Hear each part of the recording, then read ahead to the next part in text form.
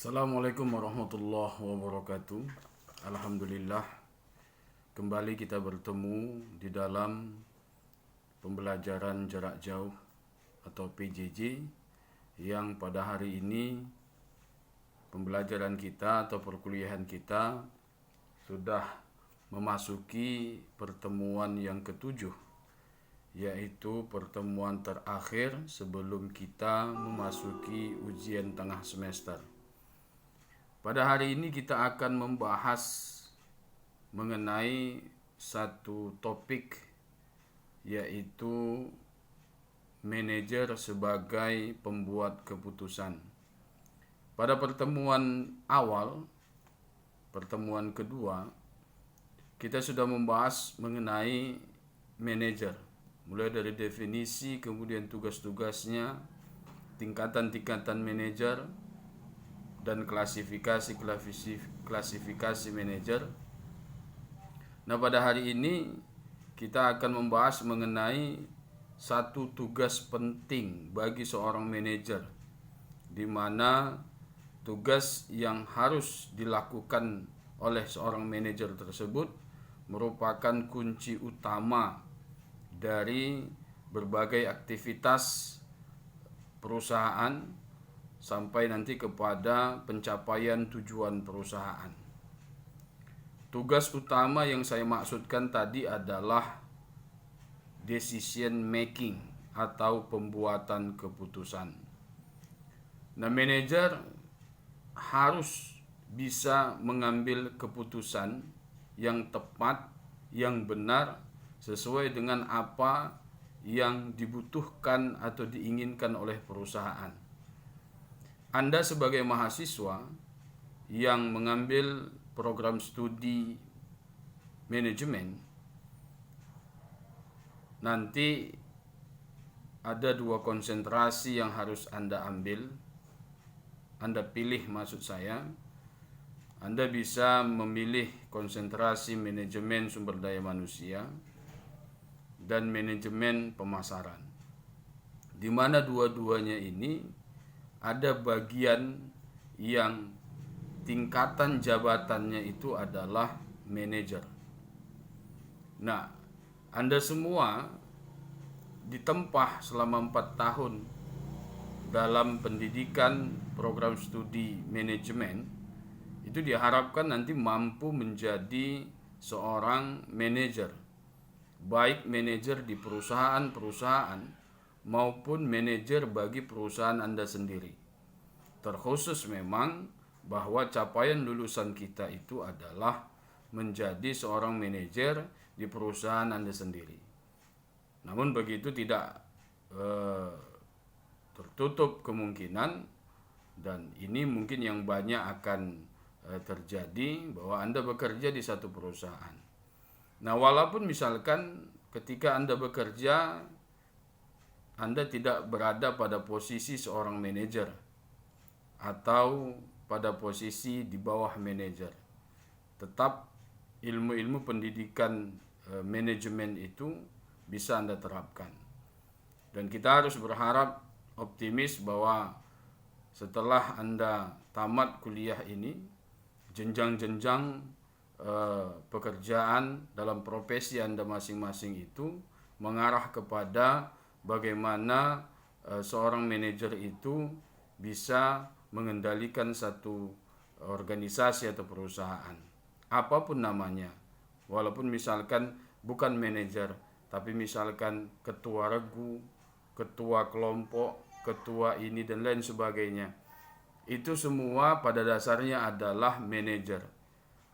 Intinya adalah siapa yang melaksanakan satu fungsi perencanaan, atau dia merencanakan, atau fungsi pengorganisasian, dia mengorganisasikan pekerjaan itu, kemudian dia punya sifat, perilaku, dan menjalankan bentuk-bentuk kepemimpinan, dan yang terakhir dia melakukan pengawasan.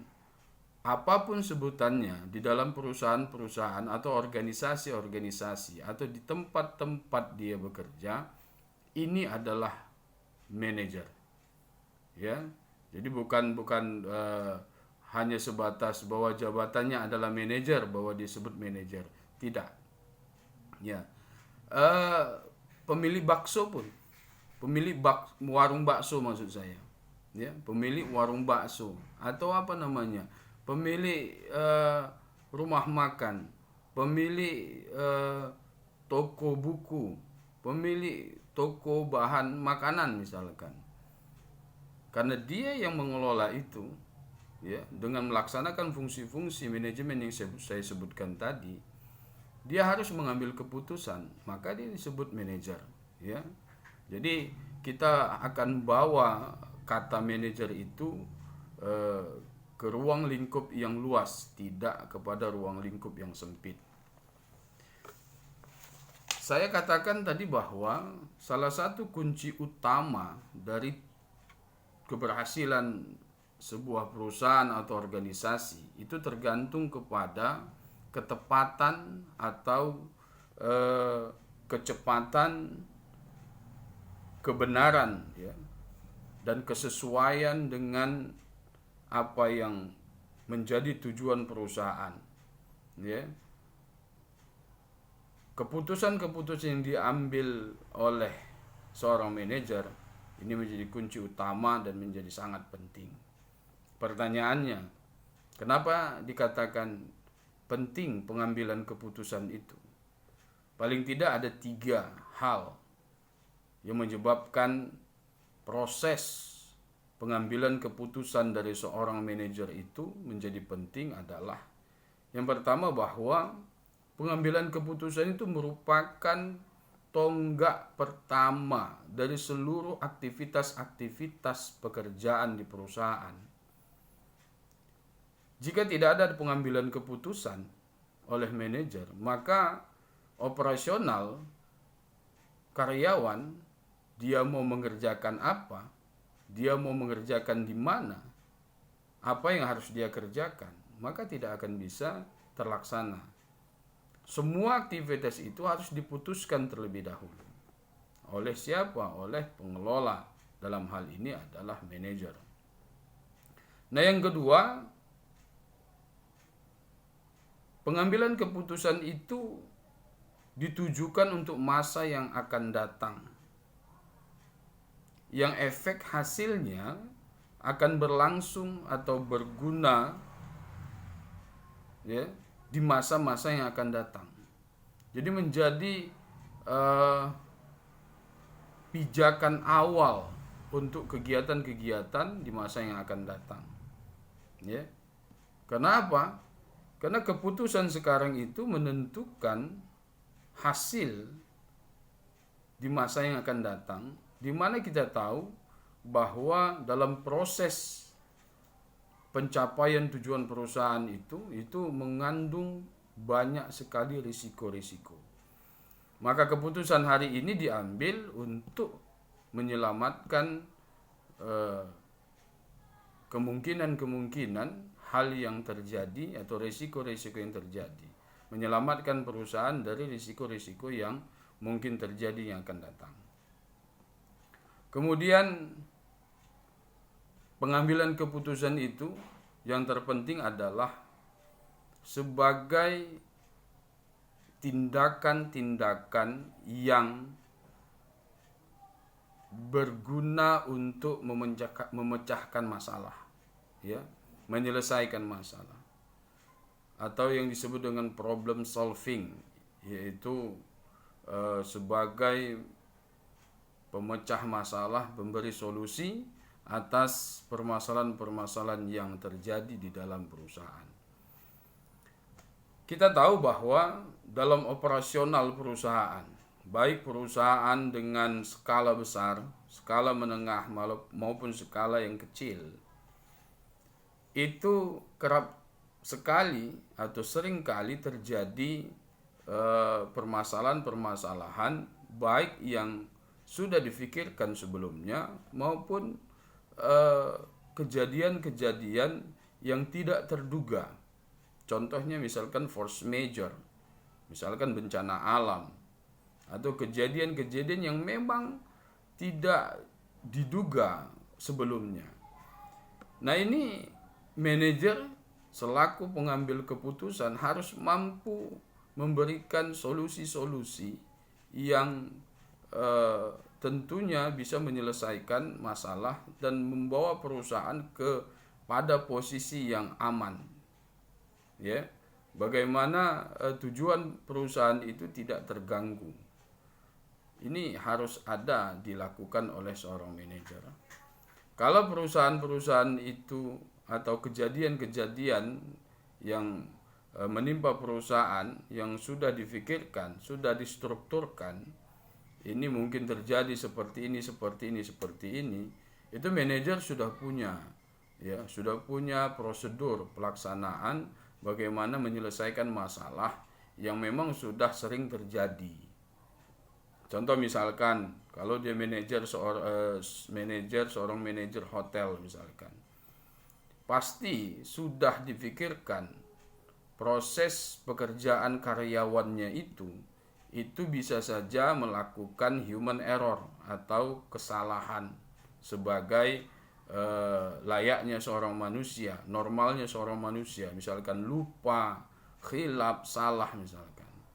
Seorang pelayan misalkan ketika membawa makanan pelanggannya atau tamunya, kemudian melakukan kesalahan, ya, terjatuh, kemudian makanan itu jatuh kepada ke baju tamu atau pelanggan konsumennya, maka hal ini pasti sudah difikirkan. Nah, apa yang harus dilakukan oleh manajer itu sudah diketahui. Misalkan dengan cara meminta maaf, kemudian memfasilitasi semua kebutuhan tamu dengan cara misalkan melaundrikan baju atau pakaiannya, kemudian memberikan kompensasi pengganti dan lain sebagainya. Karena itu biasa mungkin terjadi di dalam usaha atau operasional karyawan di hotel misalkan, di restoran, ya. Ini seperti itu. Nah, tapi hal-hal yang di luar itu mungkin perlu kejelian. Nah, disinilah kemampuan manajer itu untuk melakukan keputusan-keputusan yang jitu.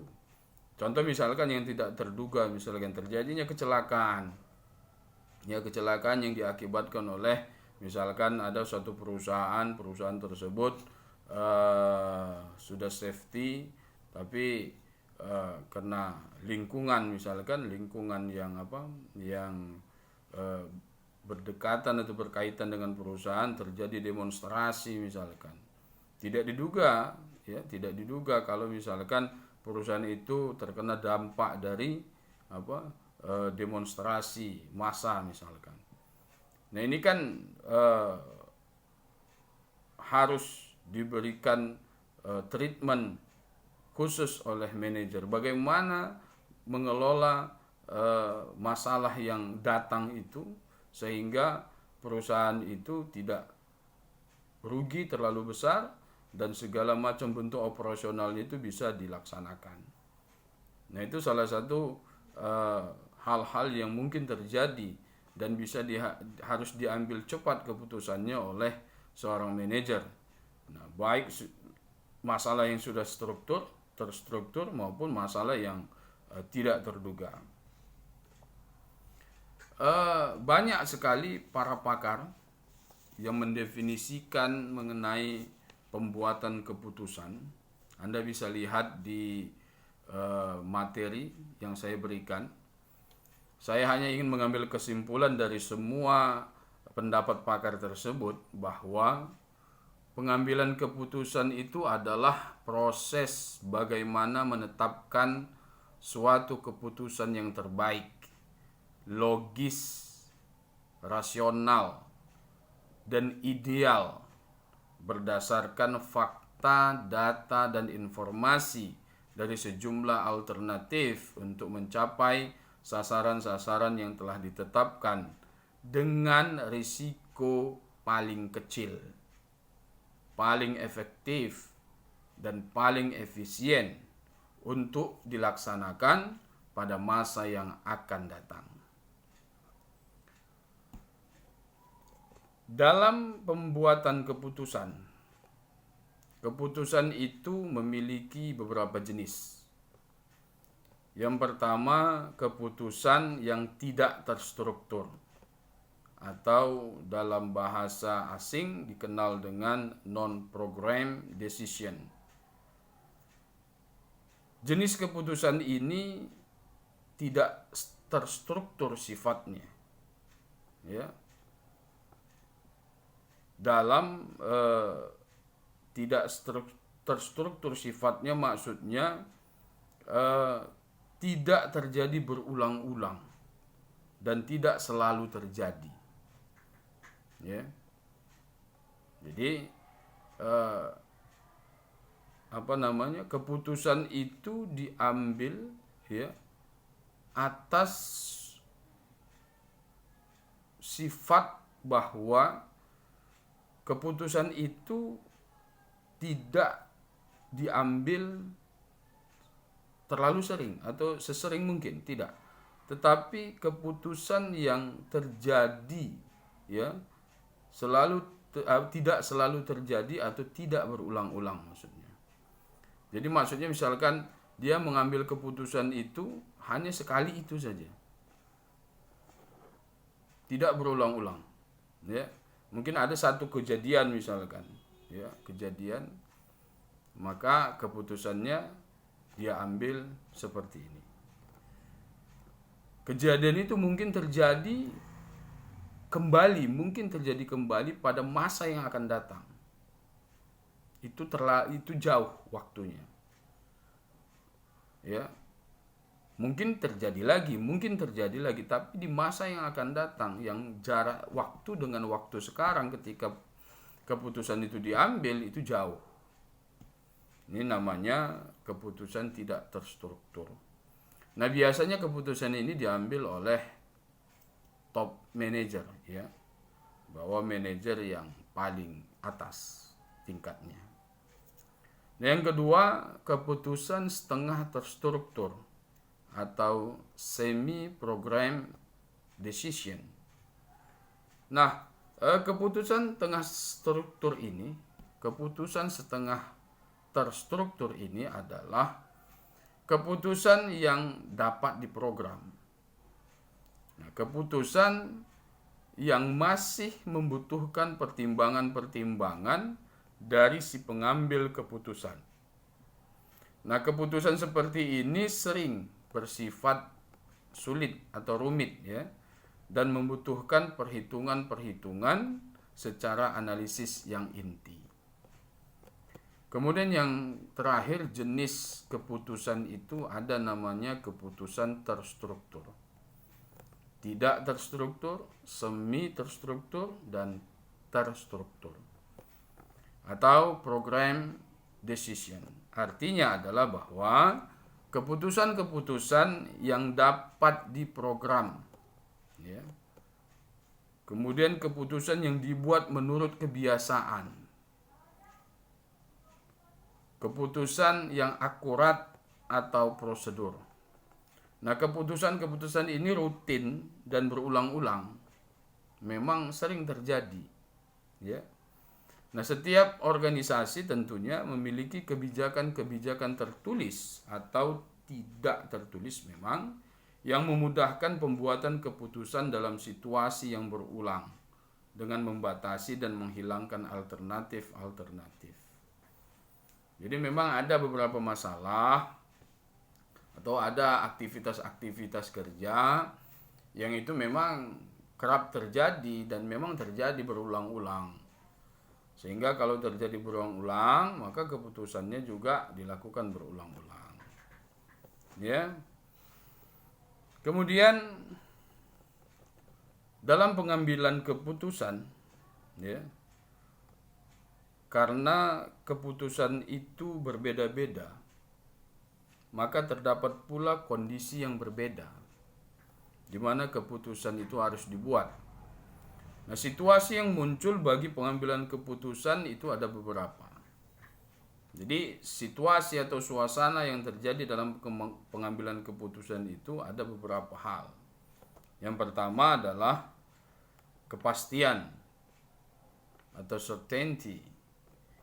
Ini berarti bahwa seluruh informasi yang dibutuhkan pengambil keputusan tersedia secara lengkap. Ya.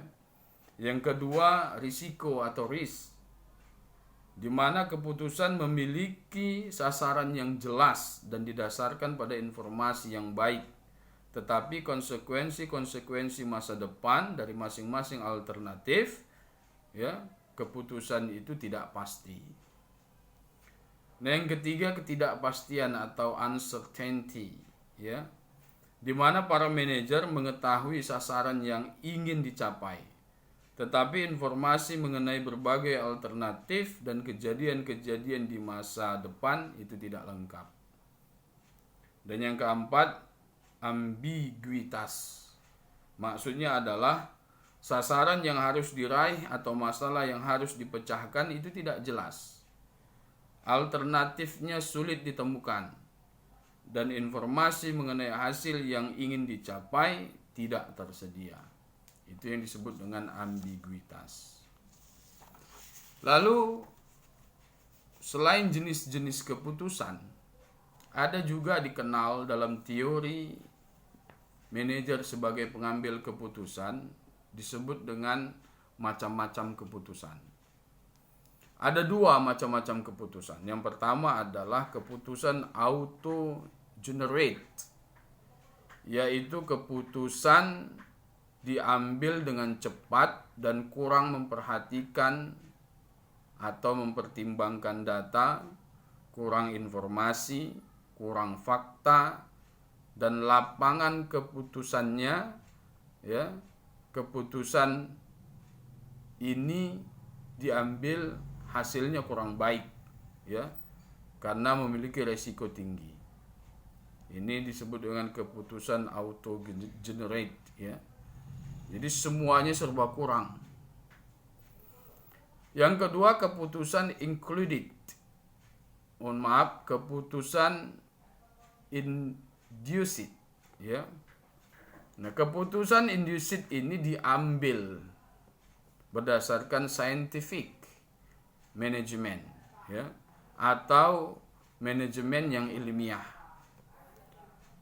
Sehingga karena dia ilmiah, keputusannya itu keputusan yang logis, yang ideal dan rasional untuk dilaksanakan, dan resikonya relatif kecil. Hanya saja proses pengambilannya atau proses pengambilan keputusannya itu lebih lambat. Jadi perbedaannya memang di kecepatan. Ada yang cepat, ada yang lambat. Tetapi dalam pengambilan keputusan yang cepat ini, ya, itu cenderung kurang baik. Kenapa? Karena semua serba kurang, informasi kurang, data kurang, fakta kurang. Ya. Sementara yang ilmiah tadi, ini semua lengkap. Informasi lengkap, data lengkap, fakta lengkap. Hanya saja untuk mendapatkan kelengkapan itu, maka keputusan itu diambil, waktu mengambil keputusan itu lebih lama. Ya, lebih lama.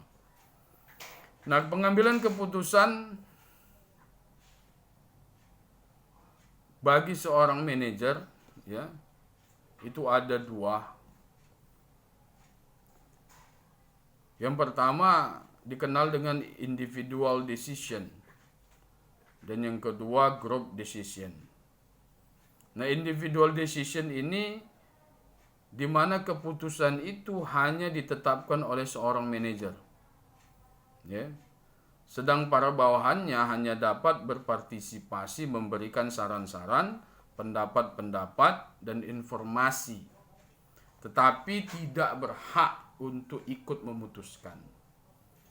Ini proses yang disebut dengan individual decision, di mana manajer itu hanya satu orang, ya, hanya satu orang yang berhak untuk membuat keputusan, tetapi dia bisa menerima saran-saran dari bawahan-bawahannya. Nah, kebaikannya adalah bahwa keputusan itu diambil pasti cepat, karena yang ngambil keputusannya cuma satu orang. Berbeda kalau mengambil keputusan itu banyak, maka akan banyak pertimbangan-pertimbangan dalam pengambilan keputusannya. Nah, yang kedua, penanggung jawab keputusan itu jelas, karena satu orang tadi. Berarti dia yang bertanggung jawab. Satu orang mengambil keputusan, berarti satu orang itulah yang bertanggung jawab. Yang kedua, kebaikannya adalah biaya pengambilan keputusan relatif kecil, karena memang betul yang memutuskan hanya satu orang, tidak perlu lobby sana, lobby sini, dia sendiri yang menentukan. Nah, yang keempat, kecakapan seorang manajer dapat dimanfaatkan.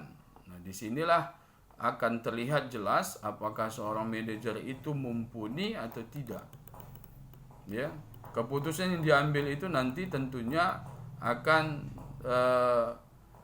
dilaksanakan, dan keberhasilan perusahaan itu bergantung kepada keputusan yang diambilnya.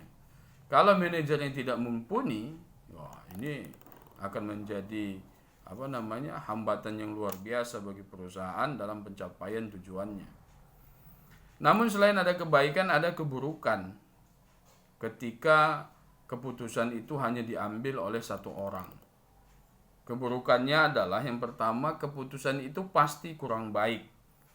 Sebab kemampuan decision makernya atau si pembuat keputusannya terbatas. Dia hanya satu orang, berarti dia ambil keputusan sesuai dengan kemampuan dia. Iya, kalau kemampuan dia itu mumpuni. Kalau kemampuan dia itu tidak mumpuni, maka keputusan yang diambil itu pasti kurang baik.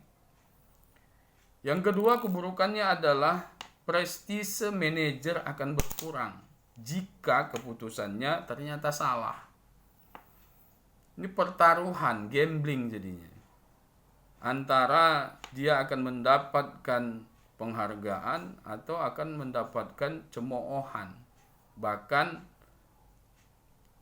berakhirnya karir dia sebagai manajer. Bisa saja dia dipecat kalau keputusan diambilnya itu betul-betul merugikan perusahaan. Selesai urusan. Ya. Direktur atau pemilik perusahaan mungkin tidak mau rugi lebih jauh dengan mempekerjakan manajer yang selalu salah dalam mengambil keputusan. Kemudian realisasi keputusan mengalami kesulitan sebab para bawahan kurang meresapnya. Ya. Ketika satu orang mengambil keputusan, biasanya ini dalam pelaksanaan, realisasi pelaksanaannya itu kurang baik. Ya. Kenapa?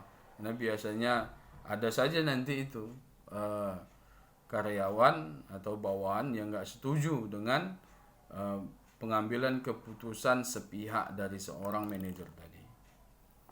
Nah, yang keempat, pembinaan bawahan kurang diperhatikan karena mereka tidak diikutkan dalam menetapkan keputusan. Akibatnya kesinambungan pimpinan organisasi kurang terjamin. Ya, karena satu orang yang mengambil keputusan, maka sering terjadi ketika individual decision making ini berjalan, ini biasanya tidak meminta saran orang lain. Tidak, dia tentukan sendiri. Maka dari situ banyak terjadi bawahan itu merasa kurang diperhatikan dan akhirnya tidak dengan sepenuhnya merealisasikan keputusan yang sudah ditetapkan. Proses pengambilan yang kedua itu group decision. Ini keputusan yang ditetapkan oleh para anggota grup, baik atas hasil mufakat maupun musyawarah, maupun jika mufakat tidak bisa terjadi, maka langkah berikutnya adalah pengambilan suara terbanyak atau yang disebut dengan voting. Nah, dalam proses pengambilan keputusan, anggota grup ikut berperan aktif membicarakan tujuan dari keputusan, risiko dan dampak keputusan, serta ikut menetapkan keputusan tersebut. Nah, kebaikannya adalah keputusan relatif lebih baik, lebih logis, lebih ideal. Sebab apa? Sebab merupakan hasil pemikiran dari beberapa orang, tidak hanya satu orang saja. Nah, yang kedua, kecenderungan untuk bertindak otoriter dapat dihindarkan.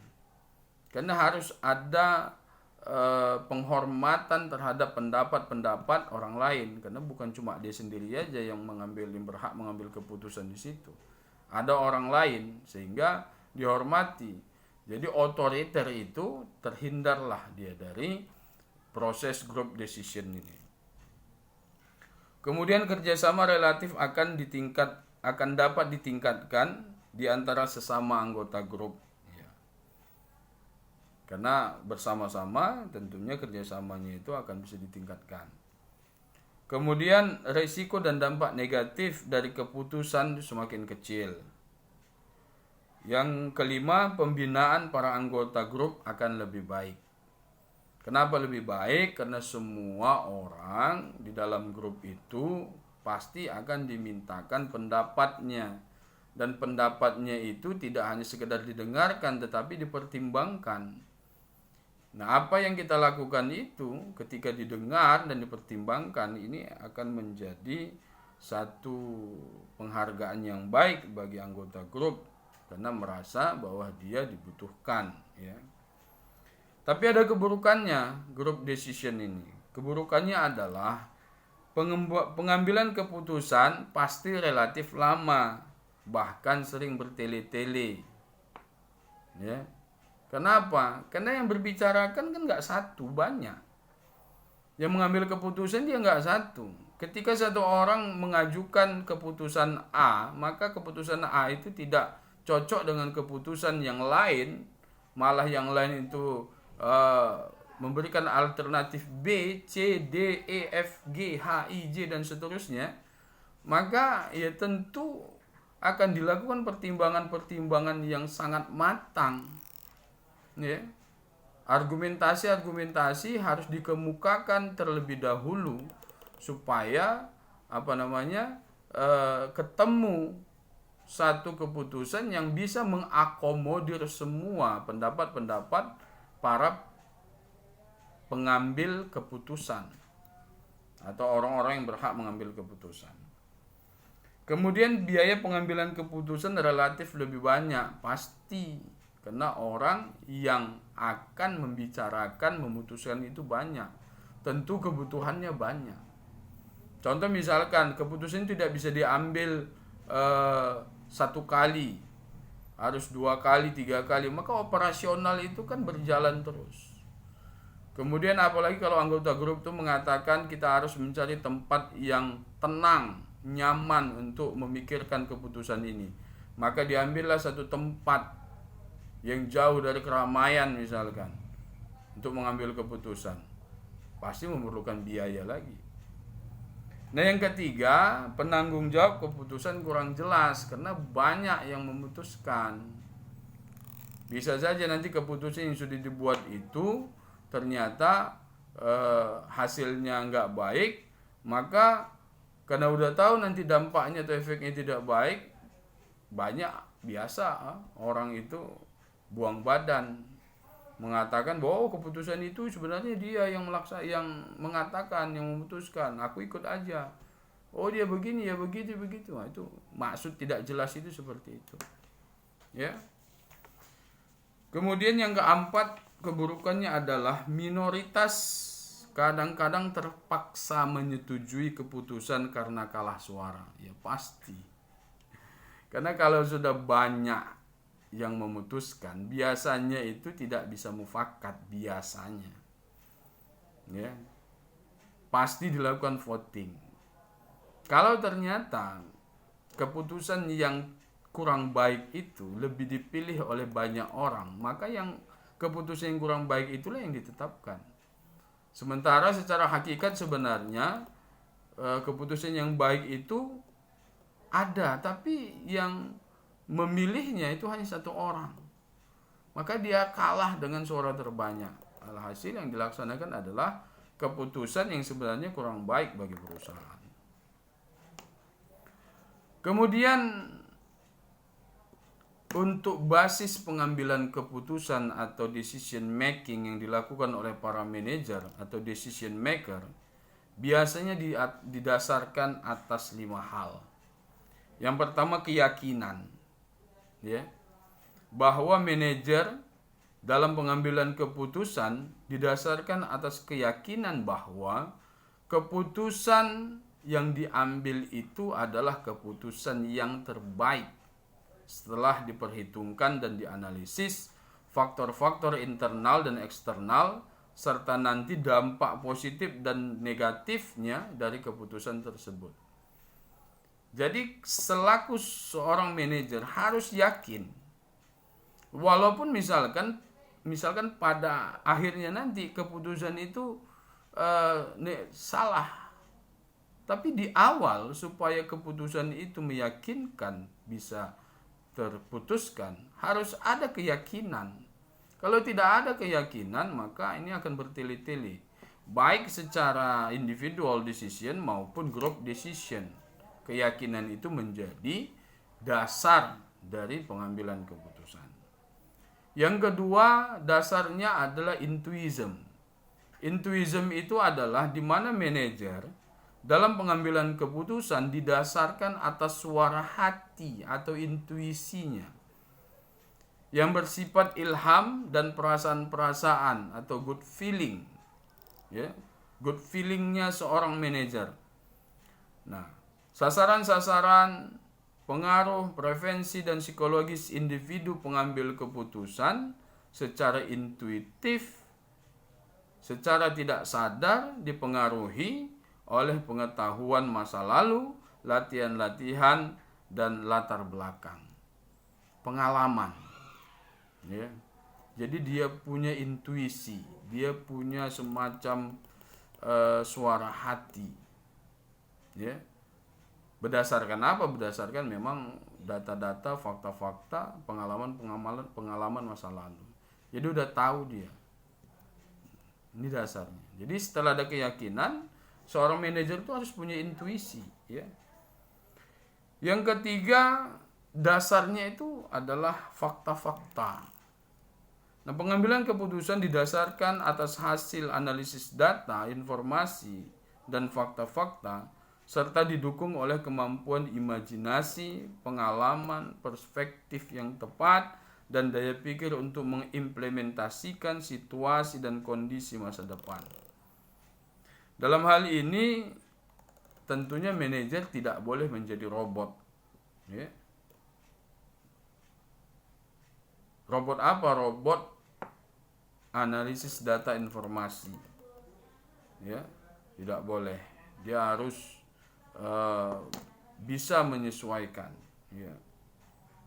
Kemudian yang keempat adalah pengalaman. Nah, manajer dalam pengambilan keputusannya didasarkan kepada pengalamannya dan pengalaman pihak-pihak lain. Pengalaman sangat berharga, pasti. Karena dia memberikan petunjuk-petunjuk dan memberikan jawaban atas pertanyaan apa yang harus dilakukan dalam situasi dan kondisi ini. What should I do? Apa yang harus aku ambil? Ya, dalam situasi dan kondisi yang sulit mungkin. Ini pengalaman sangat berharga. Kemudian yang kelima, kekuasaan. Decision maker dalam pengambilan keputusan harus berpedoman kepada authority atau kekuasaan. Kekuasaan tentunya kekuasaan yang dimilikinya. Supaya apa? Supaya keputusan itu sah dan legal untuk diberlakukan. Nah, hal ini disebabkan bahwa authority merupakan dasar hukum untuk bertindak dan berbuat sesuatu. Ya. Artinya apa? Manajer itu dalam mengambil keputusan memang dia sudah benar-benar memiliki legalitas dalam pengambilan keputusan. Ya.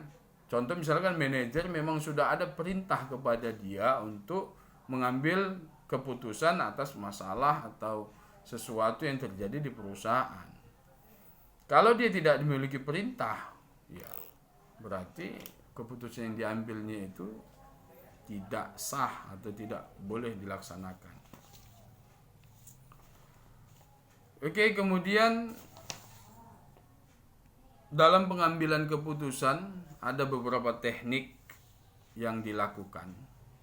Yang pertama adalah dengan cara operation research, yaitu dengan metode-metode saintifik yang meliputi teknik-teknik matematis dalam analisis dan pemecahan suatu masalah tertentu. Ya. Ini penerapan teknik ini adalah usaha inventarisasi. Yang kedua, linear programming, yaitu dengan menggunakan rumus-rumus matematika yang disebut dengan vector analysis. Yang keempat, teknik gaming war games, yaitu dengan teori yang biasa digunakan untuk menentukan strategi.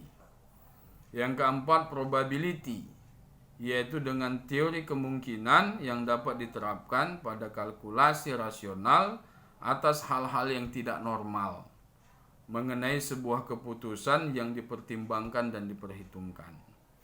Dan yang kelima adalah dengan melaksanakan teknik ranking and statistical weighting. Ada dua cara untuk ranking and statistical weighting ini, yaitu dengan melokalisasi berbagai faktor yang dapat mempengaruhi keputusan terakhir. Dan yang kedua adalah menimbang faktor-faktor yang dapat dibandingkan dan yang tercakup di dalam setiap alternatif. Nah, scientific management yaitu suatu cara yang berupa pemeriksaan dan analisis yang logis yang mengarah kepada keputusan yang efektif. Nah, di mana prosedur pengambilan keputusan berdasarkan scientific management menurut pendapat ahli ada beberapa hal, di mana pendapat-pendapat ahli ini memang kelihatannya berbeda, tetapi sebenarnya ketika kita menarik benang merah atas pendapat mereka, pada dasarnya sama, ya, pada dasarnya sama.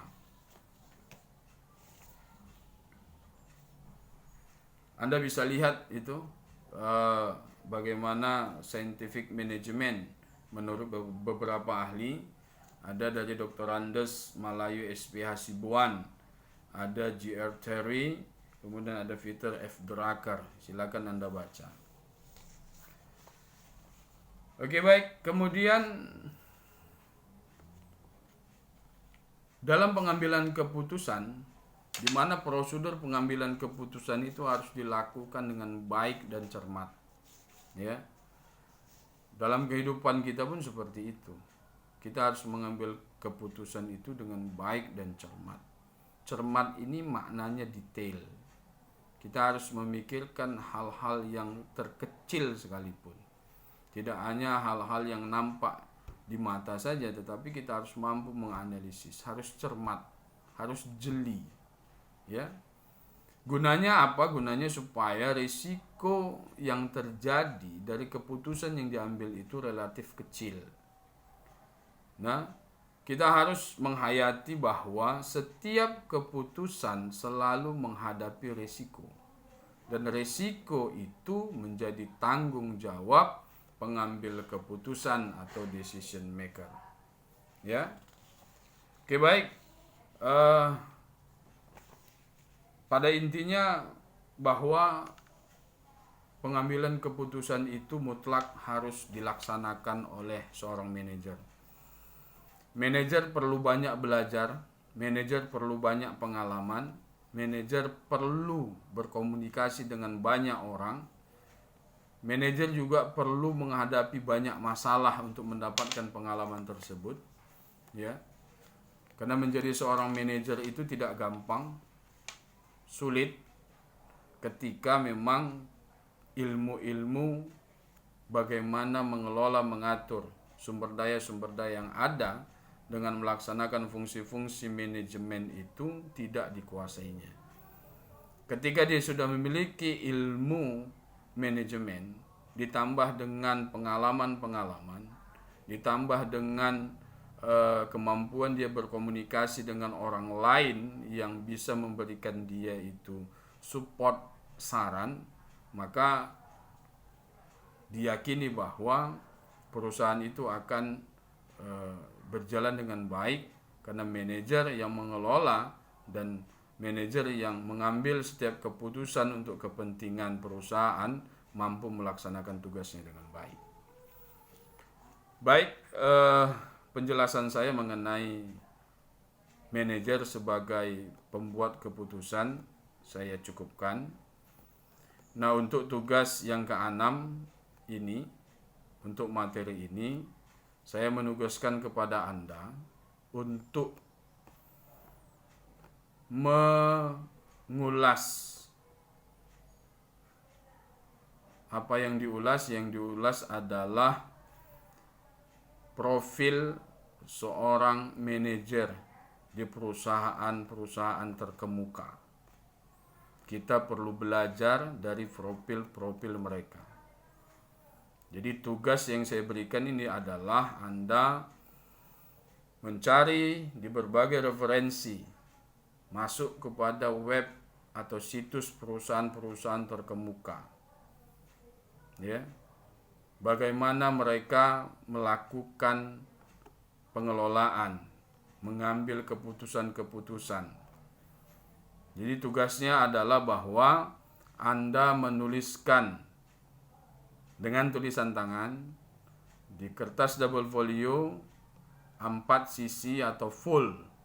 Mengenai apa? Mengenai profil atau biografi seorang manajer dari perusahaan terkemuka. Ingat ya, perusahaan terkemuka. Kenapa perusahaan terkemuka? Karena tentunya dia pasti sudah mempunyai kapabilitas atau kemampuan-kemampuan untuk melaksanakan ilmu-ilmu manajemennya itu.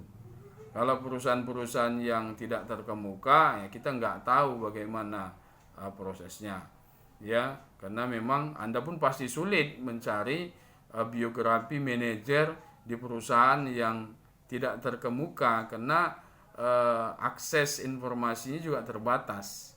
Tapi kalau perusahaan terkemuka misalkan perusahaan-perusahaan go internasional, jadi saya tidak membatasi perusahaan yang hanya ada di Indonesia. Silakan kalau Anda mampu mengeksplor, mencari dari berbagai sumber, Anda mendapatkan manajer, profil atau biografi manajer di perusahaan asing, itu juga boleh. Ya. Jadi yang saya maksud dengan profil atau biografi manajer itu bukan hanya identitas dia ya, tetapi hal-hal yang sudah dia lakukan, termasuk prestasi-prestasinya. Ya. Pasti ada cerita itu nanti. Kalau manajer-manajer terkemuka itu pasti punya cerita. Ya, yang bisa kita ambil pelajaran dari situ. Bagaimana menjadi seorang manajer, bagaimana menjadi seorang decision maker. Ya. Terutama nanti kalau ada mengenai cerita keputusan yang diambil dia. Ternyata keputusan itu betul-betul sangat menguntungkan perusahaan.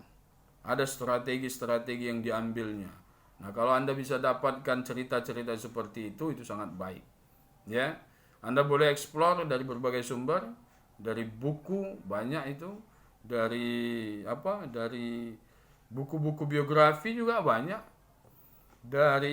Termasuk dari internet, Anda masuk ke linknya atau situs atau website perusahaan tersebut, itu pasti ada ya profil-profilnya. Tapi ingat ya, saya ingin Anda itu banyak menulis ya. Jadi full satu double folio itu menjadi hal mutlak yang mesti Anda laksanakan, Anda kerjakan. Terima kasih. Hanya sampai di sini pemaparan materi saya dan pemberian atau arahan tugas saya. Semoga Anda masih tetap semangat untuk melaksanakan pembelajaran kita walaupun masih dalam keadaan online atau daring.